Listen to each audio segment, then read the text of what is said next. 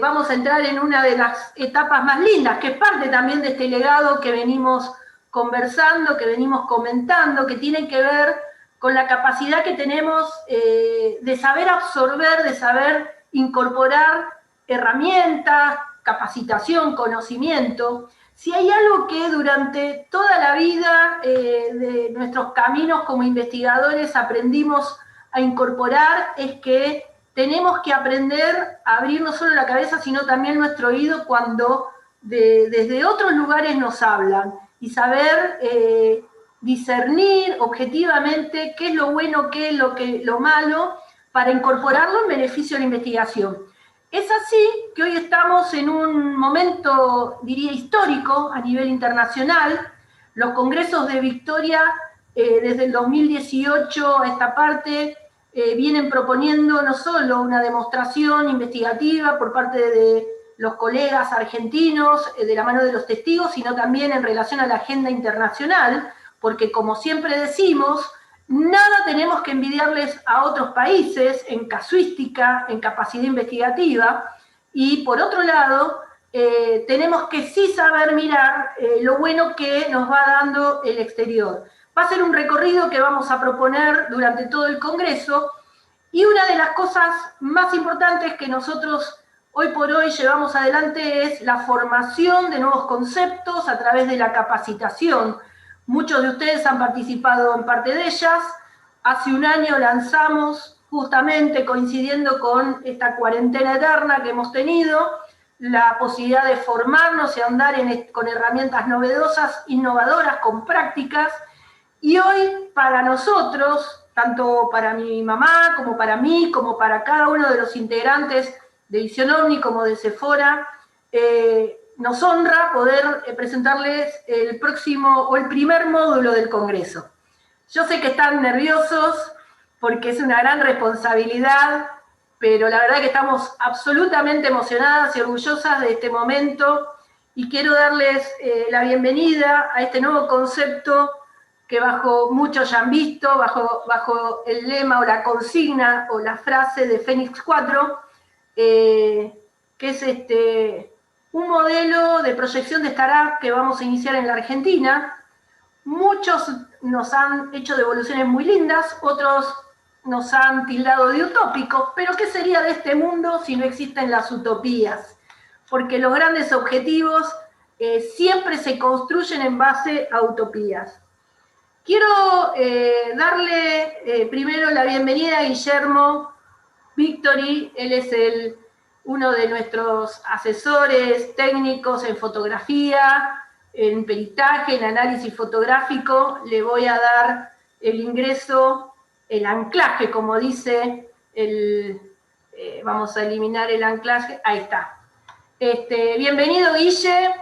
Te voy a dejar los honores para que nos presentes un poco de qué se trata todo esto y proponer empezar un nuevo camino. Así que bienvenido al 5º Congreso Internacional de Omnilogía de Victoria, Entre Ríos. Bueno, ¿se escucha? Perfecto. Bueno, muy bien. ¿Qué tal? Muy buenas tardes a todos. Bueno, Andrea, los participantes, colegas expositores y demás. Quisiera darle las gracias. Primero, Andrea, por la oportunidad que nos da de presentar este concepto de Fénix 4. Y voy a empezar a pasar imágenes ahora y les vamos a contar un poco de qué se trata Fénix 4, ¿no? Bueno, una startup de desarrollo investigativo. Bueno, como dice el título, ¿no? ¿Qué es Fénix 4? Fénix 4 es un emprendimiento en una etapa de nacimiento como formación de una startup. Constituido por un equipo de investigación dedicado a generar herramientas innovadoras que permitan ordenar, facilitar, asistir de manera sistemática, metódica y ordenada los elementos de un caso. Y acá pasamos a ver a qué nos dedicamos, ¿no es cierto? Bueno, por requerimiento desarrollamos investigaciones con múltiples aspectos tecnológicos, alcanzando los más altos estándares de la República Argentina. Contamos con una base de datos extensa, con asistencia de idóneos en cada área. Sistema único. ¿Cómo? Presentamos un sistema único en su modalidad, basado en el aspecto tecnológico, asegurando la eficacia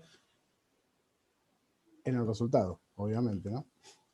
Bueno, la pregunta al millón, ¿cómo lo hacemos? Bueno, utilizamos como pilar fundamental el pensamiento científico basado en protocolos, métodos, observaciones, verificación, experimentación y medición como procesos básicos.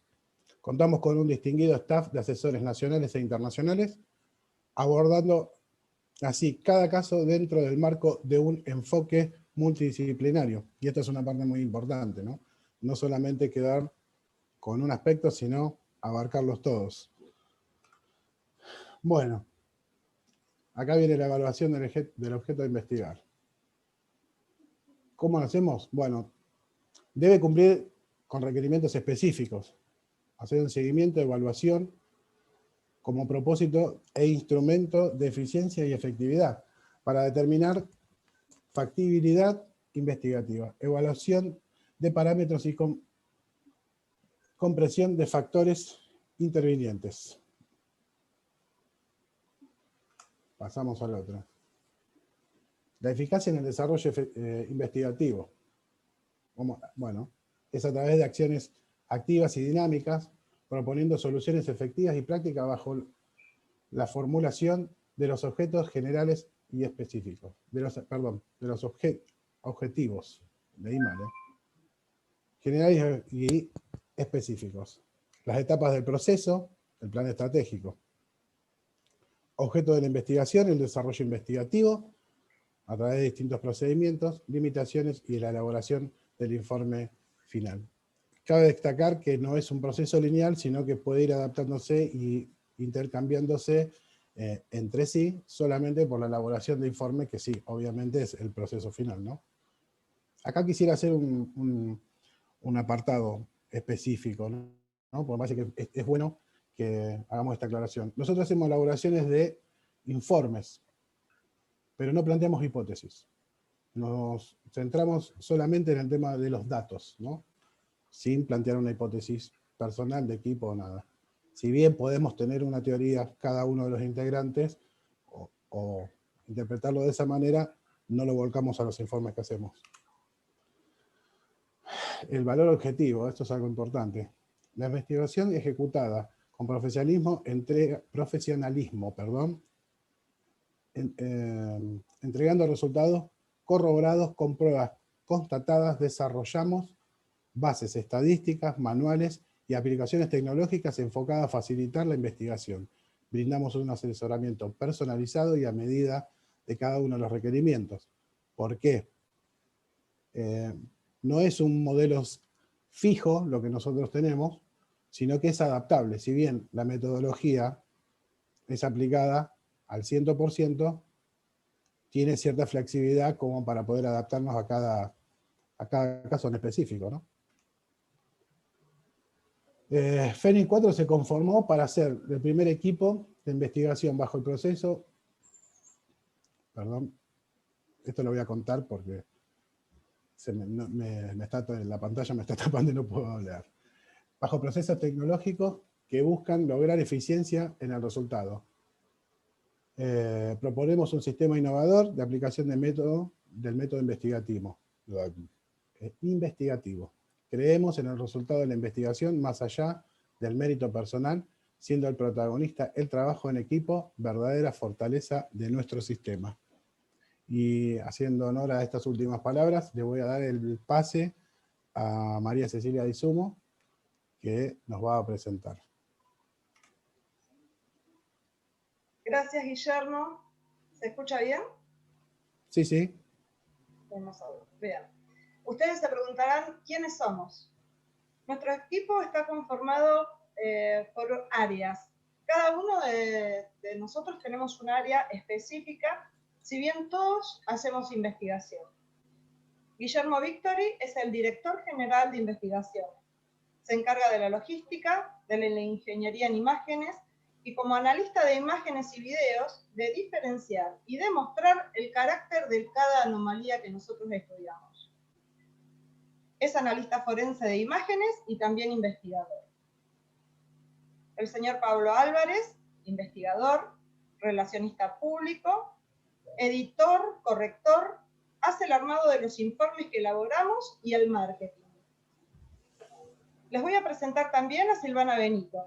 Ella es la encargada, junto a todos nosotros, de investigar el fenómeno aéreo no identificado, la comprobación de los datos, búsquedas, utilizando todas las herramientas tecnológicas que tenemos a nuestro alcance. Específicamente realiza traducciones y su área son las relaciones públicas internacionales y el manejo de información en el ámbito internacional. Mi función en Fénix 4 es la elaboración de la matriz investigativa, los comandos de tablero y base de datos, análisis del objeto del estudio, fuentes, constatación, validación, técnica informática, elaboración de estadísticas, censos, gráficos e informes. Pasamos a nuestro logo. ¿Por qué este logo del de Fénix 4? Fénix significa la renovación. Renacemos a un nuevo concepto investigativo, de vanguardia. Unitas es la unidad, la totalidad. 4. El 4 simboliza la realidad física, el trabajo, pero también son 4 pilares: materia, ciencia, logística y razón. Son nuestros pilares en la investigación. FIDE, lealtad, fidelidad y nuestro compromiso de profesionalismo y confidencialidad, perdón, porque es una palabra que me cuesta, con las personas que confían en nosotros para una investigación. Opus, trabajo, obra.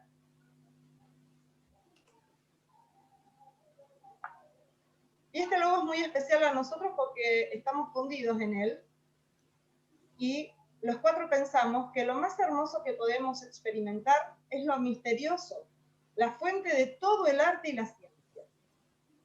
Este es Fénix 4.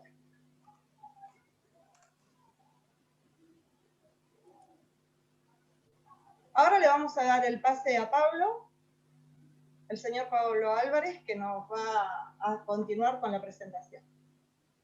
Muy bien. ¿Se escucha por allí bien? Perfecto, Pablo. Bárbaro, vamos a hacer una pantalla compartida. Vamos a ver si es este.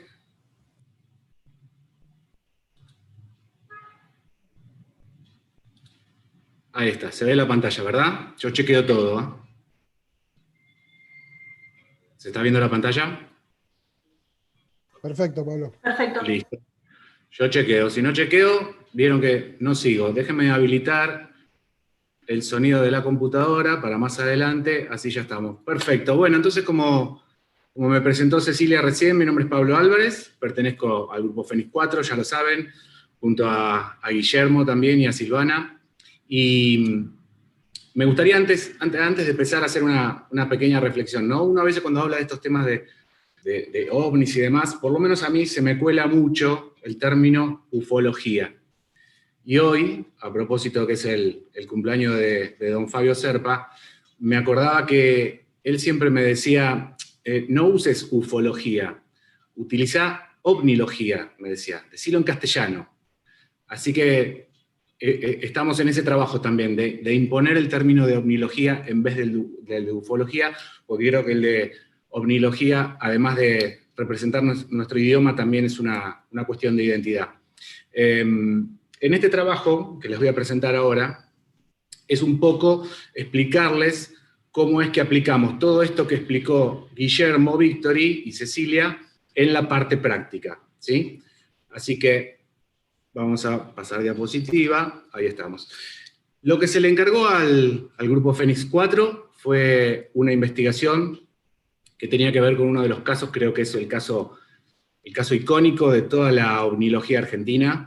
Es un caso extremadamente complejo y completo, con lo cual uno cuando se pone a estudiar el caso se encuentra con que tiene muchísimas aristas. Nosotros estudiamos unas 2 o 3 caras de este caso, hicimos la investigación sobre 2 o 3 aspectos, y les vamos a contar cómo aplicamos todo este pensamiento científico y este método científico en este caso. Ahí, aquí abajo estarán leyendo que hay una pequeña nota que dice que muchas de las imágenes que se presentan en este PowerPoint, lamentablemente están blurreadas, están fuera de foco, y no es porque sea un error, sino que es porque mantenemos un compromiso de confidencialidad con quien ha pedido el trabajo, y hasta tanto este organismo, que en este caso es Sephora, no haga público la investigación, estas imágenes por supuesto no las podemos dar a conocer. Por eso están en ese sentido blurreadas. Vamos a ir a la próxima diapositiva. Y ustedes saben que el caso Bariloche, desde hace 25 años, el caso Bariloche sucede el 31 de julio de 1995, ha tenido una infinidad de hipótesis y de teorías que creo que ninguna de ellas ha logrado cerrar o explicar todo lo que sucedió en aquel evento. Y también ha sucedido algo muy, muy interesante, que es, han aparecido testigos aún después de 20 y 25 años de ocurrido el hecho. Entonces, queríamos mencionarles un poquito en qué área trabajó Fénix 4 en este sentido. Resulta que hubo un pequeño dato que tenía Andrea Pérez Simondini acerca de la identidad de una persona que habría participado en la elaboración de toda la cartografía que se utilizó para análisis del caso. Cualquier análisis del caso Bariloche que ustedes encuentren por allí, van a encontrar que hay 3 o 4 mapas, y esa es la cartografía de Aerolíneas Argentinas, es una cartografía oficial que después se utilizó para el análisis.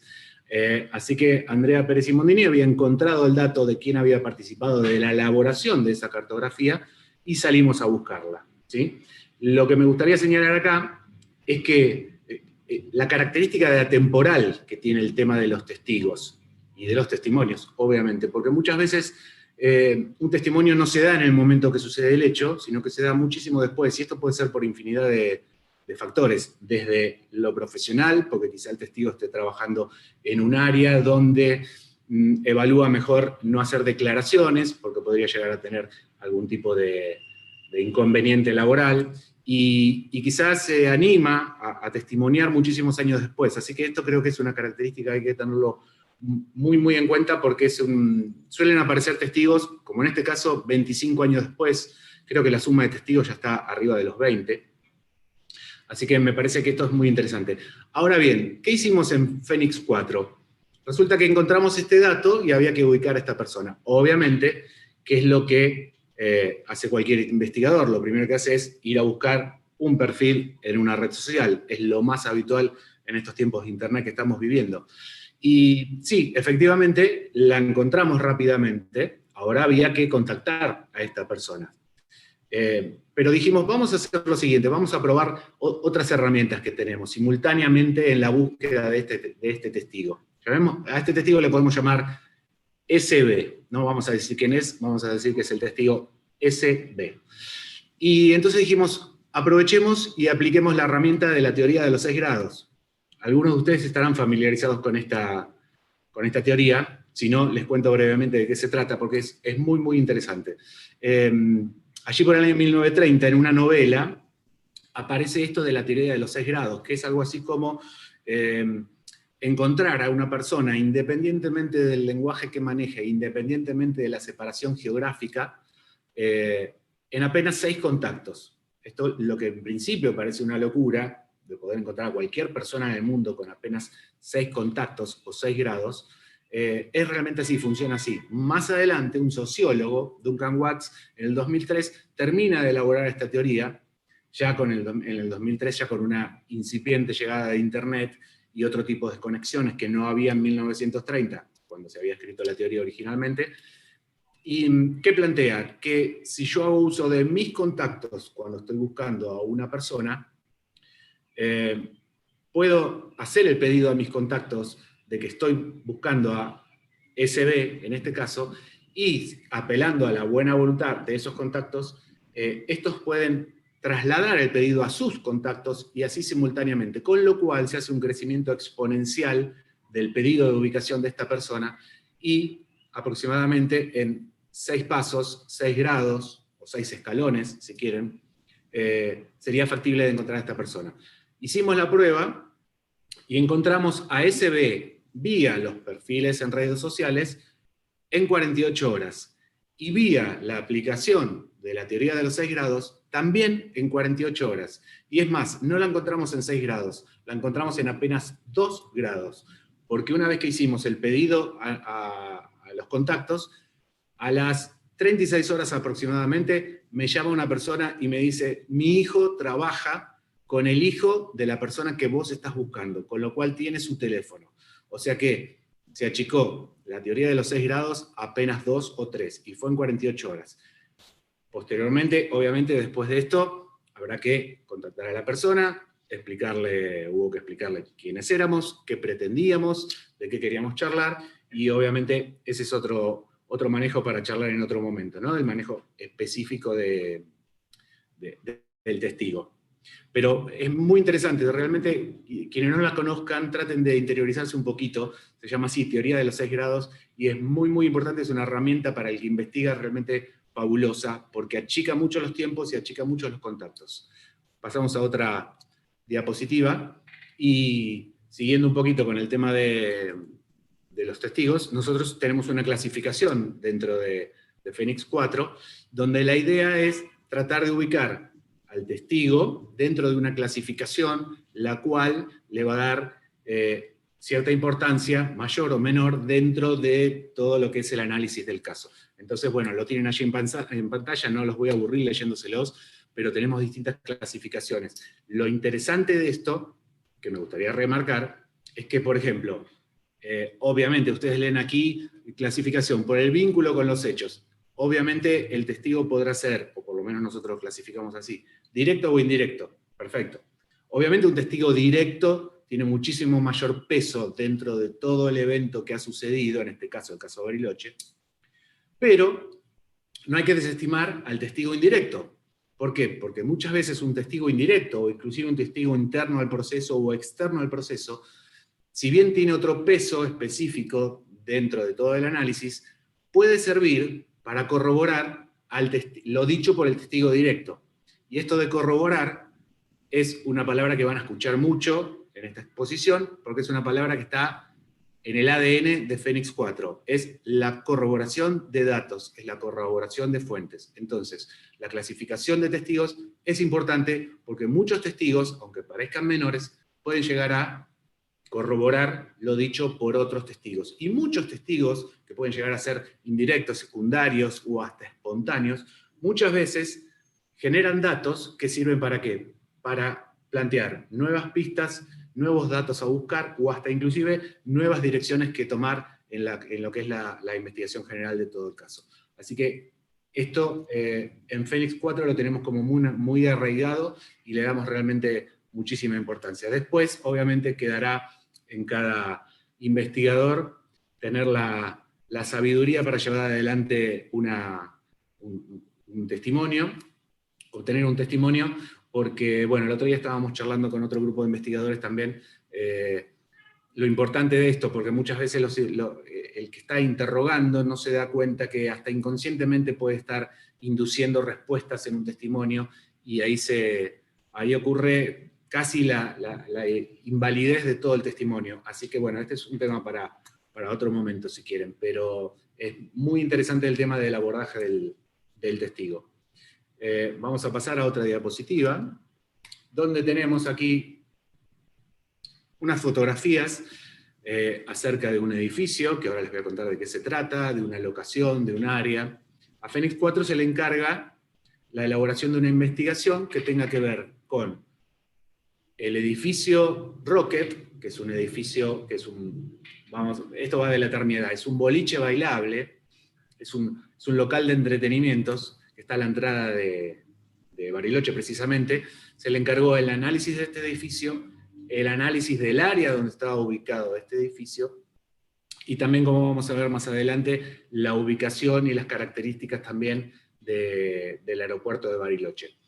La importancia de este local radica en que se afirma que desde este local salieron los haces de luz que habrían confundido a Jorge Polanco y a los pilotos y a Zipuzac y demás, haciéndoles confundir estas luces con objetos voladores no identificados o luces de misteriosa procedencia. Así que se procedió entonces al estudio de la ubicación, la orientación, el tipo de construcción, la orientación cardinal de los edificios, la orientación de la cinta asfáltica, que era fundamental, aunque parezca que no, las construcciones aledañas, porque Rocket no está en el medio del campo, está rodeado por 2 edificios a sus costados, con lo cual también se estudió estos edificios. Y para ello, ¿qué se hizo? Se recurrió a herramientas, algunas de las cuales no son tan fáciles de acceder, pero otras sí, que inclusive son las mismas que ha utilizado la CEFAE cuando en el 2018 incluyó el caso Bariloche dentro de un informe, y donde, según CEFAE, obviamente, daba por cerrado el caso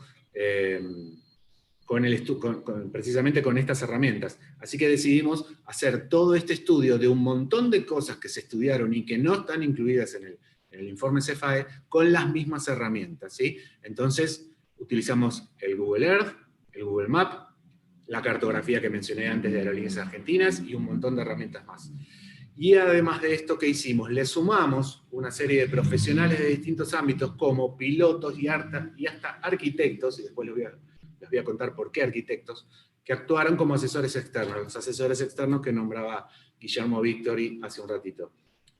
Todos estos datos siempre fueron volcados a planos, a mapas y hasta a una maqueta en 3D, ¿sí? Que después también les voy a comentar un poquito más.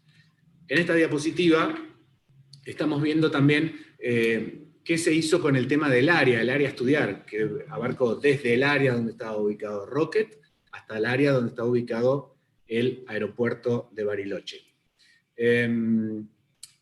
En este caso fue interesante porque accedimos a un montón de asesoría externa que la verdad que en principio parecía que no iba a ser importante, pero resultó serlo, porque para el caso del estudio del área del aeropuerto vinculado con el estudio del área de Rocket, llegamos a contactar hasta agrimensores que nos cuenten un poco acerca de las características del lugar, como puede ser la cantidad de metros sobre el nivel del mar donde está ubicado Rocket, y la cantidad de metros sobre el nivel del mar donde está ubicado el aeropuerto, que puede llegar a parecer un tema menor, pero finalmente no lo fue. Y no puedo hablar más, porque saben que no puedo decir nada más todavía.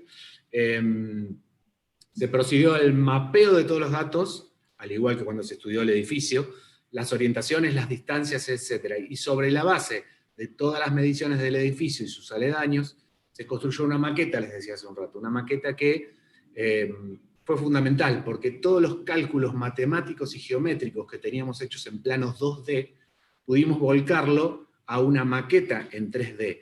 ¿Y qué hicimos? Esa maqueta sirvió para corroborar esos datos que nos habían dado los planos en 2D. Con lo cual, seguimos siempre rondando alrededor de la corroboración. En Fénix 4 nos gusta corroborar los datos, nos gusta tomar los datos, corroborarlos, transformarlos en veraces, en confiables, y así trabajamos. Y esto es una constante en cualquier investigación que llevamos adelante, sea un dato de una medición, de un documento oficial archivado, sea un dato de un testimonio, de un testigo, de un horario o de un hecho que se relate. Vamos a pasar a la próxima diapositiva. Acá sí tienen un par de imágenes blurreadas, y es por lo que ya les conté, ¿no? Entre otras cosas, hemos logrado ubicar el que sería, lo digo en potencial, el que sería el responsable de aquellas luces del caso Bariloche, un farol que se le dice también farol trazador de luces, de cielos, o farol trazador de nubes. Hemos logrado encontrar el farol, la marca, el modelo y hasta el manual, con lo cual, accediendo al manual, esto llegó desde Italia, hasta accediendo al manual, hemos tenido la oportunidad de contar con datos que no se habían investigado jamás en los 25 años del caso Bariloche. Y es, por ejemplo, el tema de la potencia del farol, que en algún punto es determinante. Lo veremos seguramente en algún informe que se presente más adelante. También están viendo acá dos fotografías de la época. ¿Por qué? Una fotografía pertenece al año en que se construyó Rocket, y la otra pertenece precisamente al año 1995, que es el año del hecho del caso Bariloche. Porque el estudio de todo el caso Bariloche se hizo sobre la fachada, sobre el edificio, tal cual era en 1995, no como era ahora, en el 2020. Si bien es cierto que la fachada es casi igual a la de 1995, no es exactamente igual. Y algunas de las diferencias que tiene, porque en 20 años ha sufrido modificaciones y remodelaciones, algunas de las pequeñas diferencias que tiene resultan de peso dentro de la investigación. Por eso se trabajó sobre la base de las fotografías de 1995.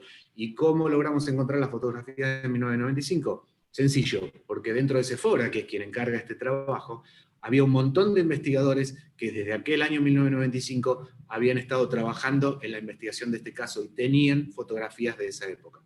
Así que se trabajó sobre eso. Y hablando de este tema del tiempo, entre las fachadas 1995-2020, aquí en el centro de la diapositiva tienen una bonita fotografía de lo que será a partir de ahora el edificio de Rocket en el 2021, con lo cual este 2020 acaba de marcar quizá el último año en que veremos casi igual cómo era el edificio de Rocket respecto a 1995.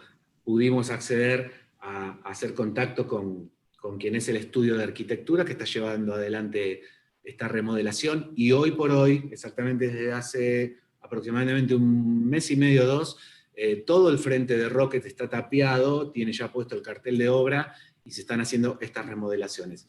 Así que una de las razones por la cual también hay que tener en cuenta este tema del tiempo cuando uno analiza casos que son más viejos, que tienen más antigüedad, cuando uno hace revisionismo, etc.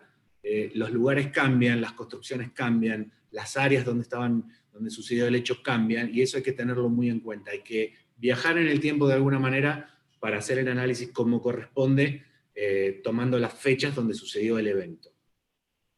En la próxima diapositiva les hago una especie de resumen de todo lo que hicimos en Fénix 4 con este tema, que fue obtener medidas del edificio, por ejemplo, que pueden parecer menor, pero créanme que no lo son. Y además nunca se habían llevado adelante.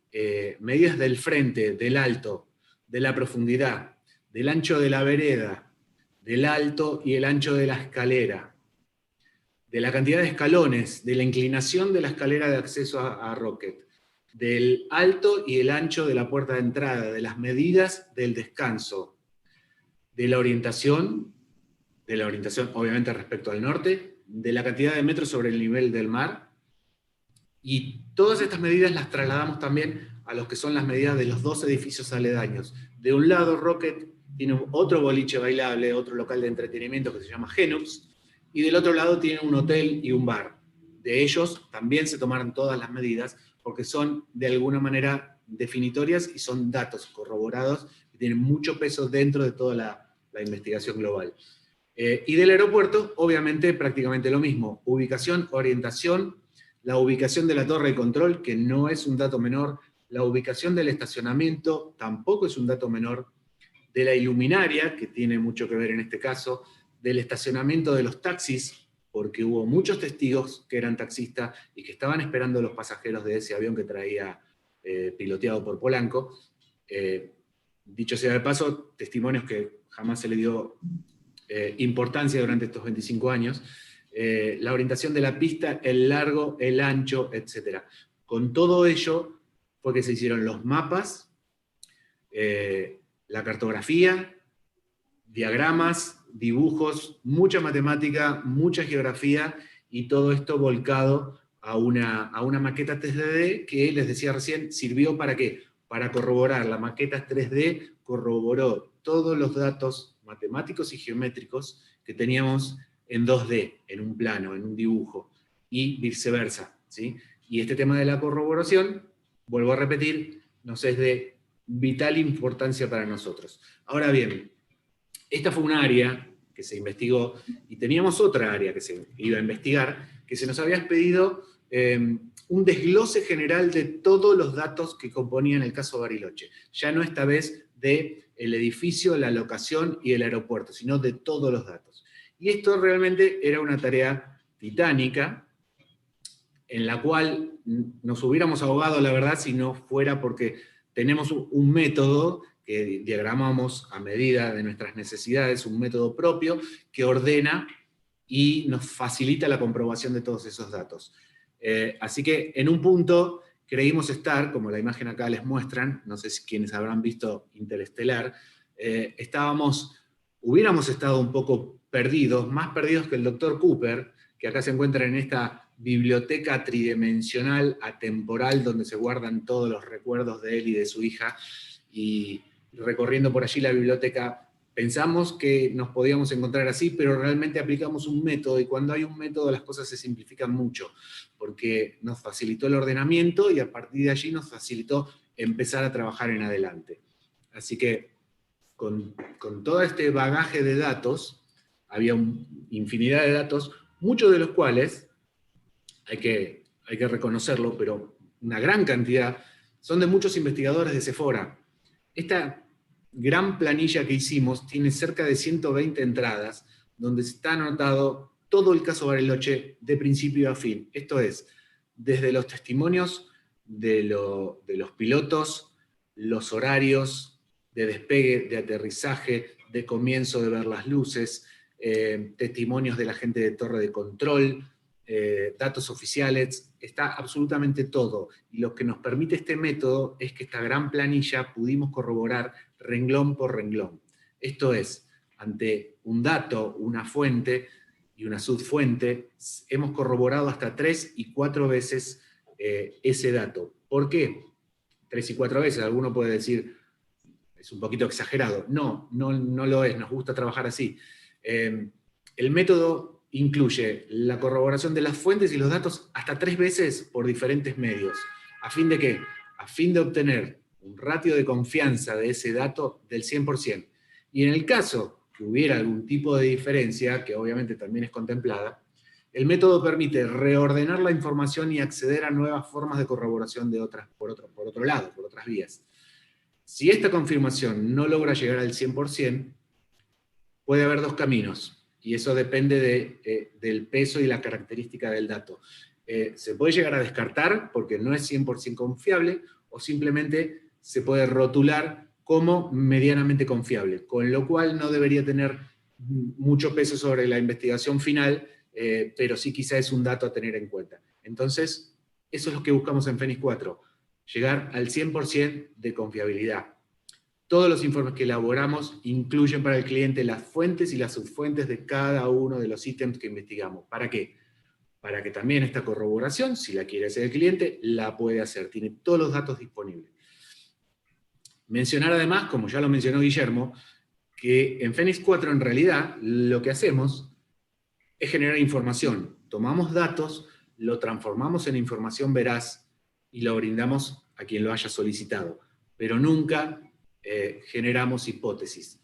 Como decía él, cada uno tiene su forma de su pensamiento y demás sobre el fenómeno y sobre lo sucedido en este caso, pero nosotros no generamos hipótesis, lo que hacemos es brindar toda la información para que el cliente saque sus propias conclusiones y elabore sus propias hipótesis. Eso me parece fundamental.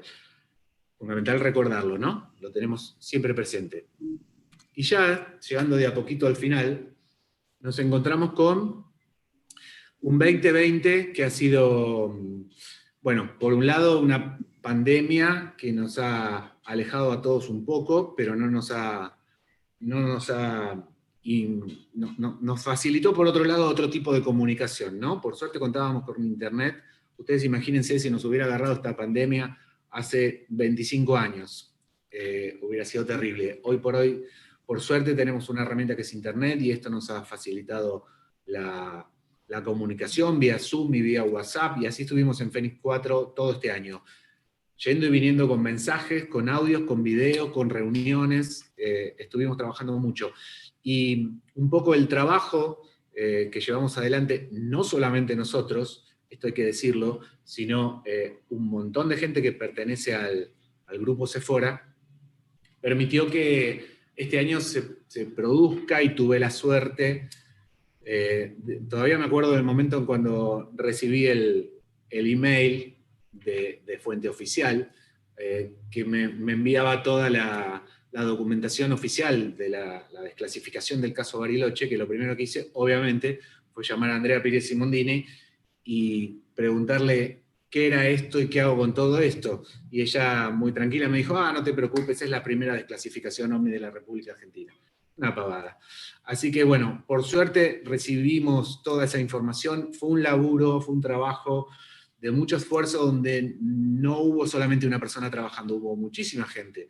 De hecho, Andrea alguna vez nos confió que desde fuentes oficiales les habían dicho que este año 2020, en cuanto al pedido de desclasificación de material que tuviera que ver con el caso Bariloche, había sido un aluvión de pedidos, había más de 200 pedidos, y muchos de esos pedidos sí pertenecían a la gente de Sephora, y muchos no, con lo cual mucha gente, por su cuenta, digamos, hizo los pedidos de desclasificación. Esto me parece que fue importantísimo, porque sumó a toda la fuerza que estaba haciendo Sephora por lograr desclasificar estos archivos. Y ustedes saben que esta es una herramienta que a mí me parece fundamental, y no estoy hablando solamente de un tema de ovnilogía y de buscar datos oficiales que tengan que ver con el caso OVNI, los casos OVNI. Estoy hablando ya como un trabajo que debería ser casi cotidiano en cuanto a lo civil y en cuanto a la democracia.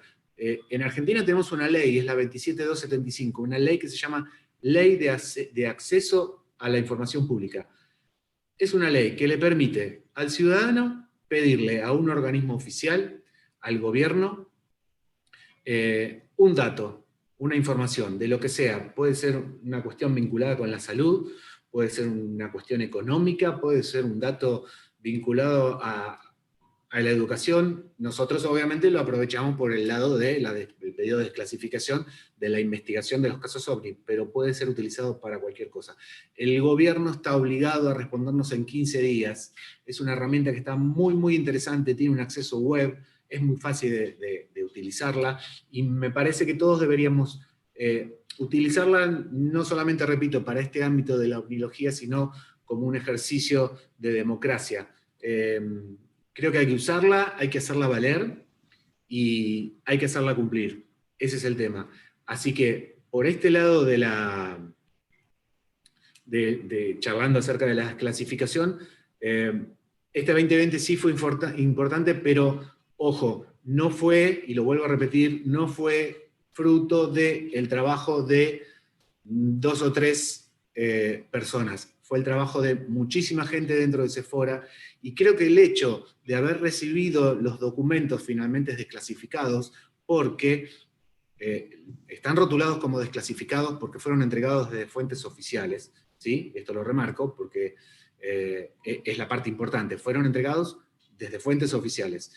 Esto fue el premio a la perseverancia, porque acá no hubo una persona sola trabajando, no hubo solamente un pedido y me respondían que no había nada, que no me lo podían dar y ahí quedó todo. No, hubo todo un trabajo de seguir y volver a pedir y tratar de orientar a los funcionarios que estaban del otro lado a cargo de la ley 27275, de dónde podrían estar los datos.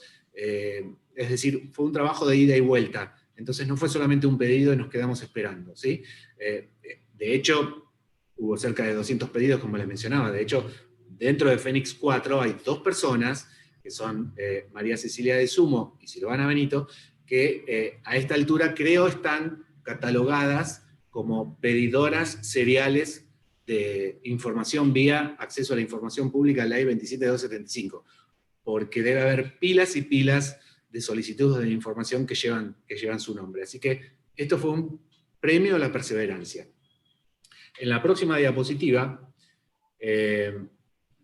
y antes de despedirme, les voy a mostrar un pequeño videito, y después les voy a leer un pequeño frase, que son 2 renglones nada más, que creo que de alguna manera identifica todo el método y todo el pensar y toda la filosofía y el objetivo que tenemos en Fénix 4. Primero les voy a pasar el video, que arranca así.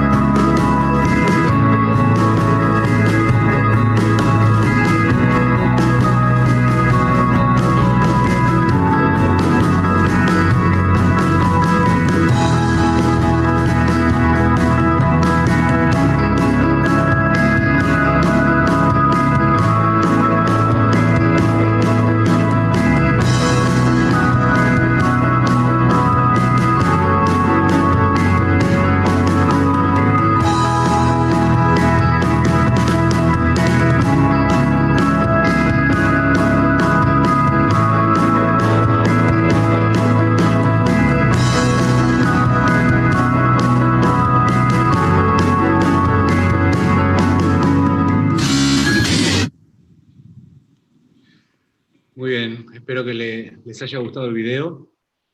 Por último, lo que ya dijo Guillermo hace un rato y dijo Cecilia también, agradecerles el hecho a Andrea y a Silvia de permitirnos presentar esto que consideramos una forma diferente de trabajar. Esperamos que hayan entendido cuál es la filosofía y el objetivo del grupo, y creo que en esta frase, que tiene solamente 2 renglones, queda bien clarito hacia dónde vamos con Fénix 4. Es una frase de Joseph Pulitzer, que dice lo siguiente: solo hay un medio para mantener en pie una sociedad libre. Solo hay un medio para mantener en pie una sociedad libre, y es mantener al público informado. Así que en esa tarea estamos en Fénix 4. Espero que les haya gustado y que lo hayan disfrutado como nosotros. Bueno, felicitaciones chicos, a los 4, Pablo, a Guille, Silvana, Ceci, porque realmente es un desafío enfrentar este camino en términos investigativos para salirnos de la media de debatir hipótesis eternamente, perdiendo de vista los datos duros que arrojan los casos, y esto es un buen ejemplo que nos va a poner realmente en cara a un nuevo marco, ¿no? Creo que es un desafío, para algunos, como dije hoy temprano, una utopía, pero para nosotros es un desafío, y la verdad que nos sentimos muy contentos, orgullosos, sería la palabra, de afrontar este nuevo desafío. Quiero hacer un comentario que para aquellos que me estaban preguntando por privado, todo lo que le encargamos al equipo tiene que ver con una presentación que vamos a hacer como Sephora sobre el caso Bariloche puntualmente, que estamos a la espera de un último dato que realmente es un dato oficial, y que al tenerlo nos va a dar la posibilidad de hacer una presentación integral, ya sí va a ser público claramente, libre y gratuito, como hacemos en Sephora todas las publicaciones de carácter oficial, para que todo el mundo sepa qué hubo en realidad por detrás de este caso. Porque como también decía hoy más temprano, y es otra de las aristas que vamos a explorar durante todo el Congreso, la fuente es lo que vale. Y la fuente, tanto que nos critican aquellos que profesamos algunas hipótesis, también es una necesidad de los organismos oficiales a explorarla y profundizarla, porque lo que vamos a hacer es presentar la verdad. Y créanme que va a ser reveladora. Así que antes de fin de año vamos a estar presentando las conclusiones del caso Bariloche con la incorporación de nuevos elementos inéditos, oficiales, institucionales y que distan muchísimo de las cosas que nos han presentado en términos oficiales. Y sí estoy en capacidad de adelantarles de que vamos a hacer un pedido formal de renuncia a las autoridades de la Fuerza Aérea por parte de quien lleva adelante la comisión oficial por manipulación y presión a los testigos. Así que esto va a ser el gran resultado del fin de año, porque la verdad que hemos detectado esto y no vamos a permitir que se manipulen los datos, básicamente. Así que dicho esto, gracias a los exponentes, realmente vamos a encontrar mucha información a favor y en contra, pero información que nos lleva a la verdad.